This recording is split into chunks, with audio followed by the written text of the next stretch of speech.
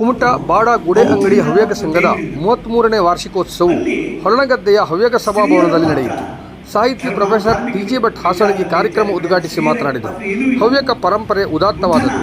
ನಮ್ಮ ಸಂಸ್ಕೃತಿಯಲ್ಲಿ ಗಾದೆಗಳಲ್ಲಿ ವೈಜ್ಞಾನಿಕತೆ. ಶಂಕರಾಚಾರ್ಯರು ಸ್ತ್ರೀಯರಿಗೆ ಸನ್ಯಾಸ ದೀಕ್ಷೆ ನೀಡಿದರು.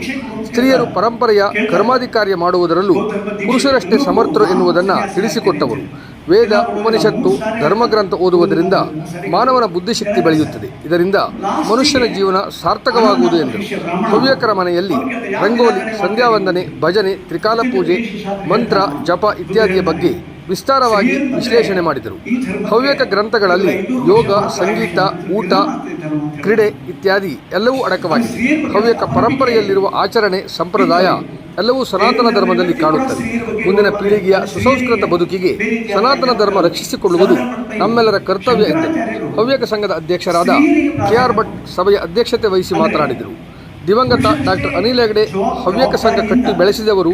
ಅವರು ಸಂಘದ ಸಂಸ್ಥಾಪಕ ಅಧ್ಯಕ್ಷರ ಆಗಿದ್ದರು ಎಂದರು. ವೇದಿಕೆಯಲ್ಲಿ ಸಂಘದ ಉಪಾಧ್ಯಕ್ಷರಾದ ಎನ್.ವಿ. ಹೆಗಡೆ ಉಪಸ್ಥಿತರಿದ್ದರು. ಸಂಘದ ಪೂರ್ವ ಅಧ್ಯಕ್ಷರುಗಳಾದ S N. Bhat, R S. Bhat, doctor S S. Hegde, M N. Hegde ಮುಂತಾದವರು ಉಪಸ್ಥಿತರಿದ್ದರು. ಬೌದ್ಧರಿಂದ ಮತ್ತು ಜೈನರಿಂದ ಅಲ್ಲಿ ಸ್ತ್ರೀಯರ ಪಾತ್ರ ಧಾರ್ಮಿಕ ವಿಚಾರದಲ್ಲಿ ಇತ್ಯಾದಿ ಕಡೆ ಸ್ತ್ರೀಯರ ಪಾತ್ರ ಏನೂ ಇಲ್ಲ. ಬುದ್ಧನ ಚರಿತ್ರೆಗಳು ಬರುತ್ತದೆ. ಅವನ ತಾಯಿ ಮತ್ತೊಬ್ಬ ಹೆಂಡತಿ ಇಬ್ಬರು ಮಾಡಿಕೊಂಡು ಯಶೋಧರ ತನಗೆ ದೀಕ್ಷೆ ಕೊಡು ಅಂತ ಕೇಳ್ತಾರೆ. ಬೌದ್ಧ ಧರ್ಮ ದೀಕ್ಷೆ ನನಗೂ ಕೊಡು, ನಾನು ಸನ್ಯಾಸಿ ಆಗ್ತೇನೆ ಅಂತ ಹೇಳಿ. ಇಲ್ಲ, ಕೊಡೋದಿಲ್ಲ. 3 ಸಾರಿ ಹೇಳ್ತಾನೆ, ಕೊಡೋದಿಲ್ಲ ಅಂತ ಹೇಳಿ 3 ಸಾರಿಗಳು ನಿರಾಕರಿಸ್ತಾರೆ.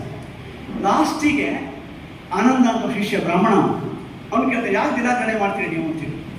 ಅತ್ಯಂತ ಪ್ರಿಯ ಶಿಷ್ಯ ಆದರೆ ಹೇಳ್ತಾನವ ಬುದ್ಧ ಹೇಳ್ತಾನೆ, ಸ್ತ್ರೀಯರು ಬಂದರೆ ಈ ಧರ್ಮಕ್ಕೆ ಕೇವಲ 500 ವರ್ಷ ಮಾತ್ರ ಆಯುಷ್ಯ, ನಂತರ ನಿರ್ನಾಮ ಆಗ್ತದೆ ಧರ್ಮ ಅಂತ ಹೇಳ್ತಾನೆ. ಅಲ್ಲಿ ಸ್ತ್ರೀಯರ ಬಗ್ಗೆ ಅಷ್ಟು ಅಪನಂಬಿಕೆ ಇತ್ತವನಿಗೆ. ಜೈನ ಧರ್ಮದಲ್ಲಿ ಇವತ್ತಿ ಕೂಡ ಸ್ತ್ರೀಯರ ಬಗ್ಗೆ ಗೌರವ ಅಂದರೆ ಅದು ಸ್ತ್ರೀಯರಿಗೆ ಬೇರೆ ರೀತಿ ಅಂತ ಇದೆ, ಬಟ್ ಸಹಧರ್ಮ ಇಲ್ಲ. ಶಂಕರಾಚಾರ್ಯರು ಸ್ತ್ರೀಯರಿಗೆ ಪ್ರಾಧಾನ್ಯ ಕೊಟ್ಟರು.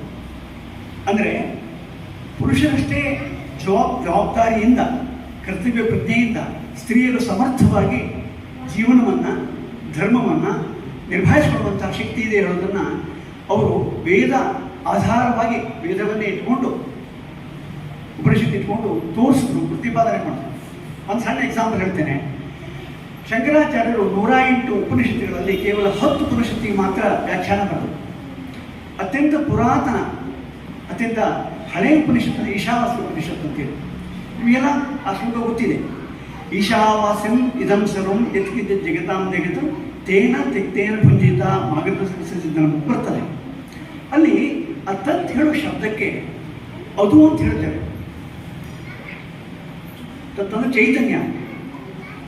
ಆ ಈಶಾ, ಆ ತತ್ ಹೇಳೋದು ಅದು ಗಂಡೆ ಹೆಣ್ಣೆ ಹೇಗೂ ಆಗ್ಬೋದು ಅಂತ ಹೇಳ್ತಾರೆ. ಕೆಲವು ಸಾರಿ ಗಂಡಾಗಿ, ಕೆಲವು ಸಾರಿ ಹೆಣ್ಣಾಗಿ ಅದು ಗೋಚರಿಸಿಕೊಳ್ಳುತ್ತದೆ. ಇದಕ್ಕೆ ಒಂದೊಂದು ಶ್ಲೋಕ ಇದೆ, ನಿಮಗೆಲ್ಲ ಗೊತ್ತಿರುವಂಥ ಶ್ಲೋಕ. ಅಚಿಂತ್ಯ ವ್ಯಕ್ತರೂಪಾಯ ನಿರ್ಗುಣಾಯ ಗುಣಾತ್ಮನೆ ಸಮಸ್ತ ಜಗದಾಧಾರ ಮೂರ್ತಿಯೇ ಬ್ರಹ್ಮಣೇ ನಮಃ ಅಂತ ಒಂದು ಶ್ಲೋಕ.